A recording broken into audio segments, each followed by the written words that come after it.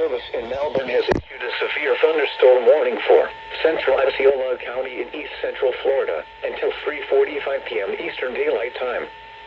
At 2:52 p.m. Eastern Daylight Time, a severe thunderstorm was located 8 miles northwest of Lake Kissimmee, moving northeast at 35 miles per hour.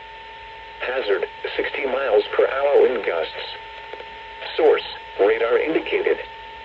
Impact, expects damage to roofs, siding, and trees. Locations impacted include St. Cloud, Lake Kissimmee, Holapa, Harmony, and Alligator Lake.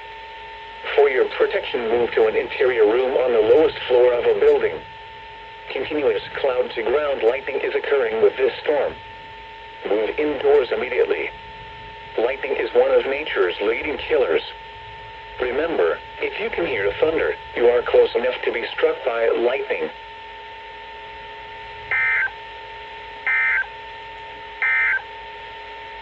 Special weather statement.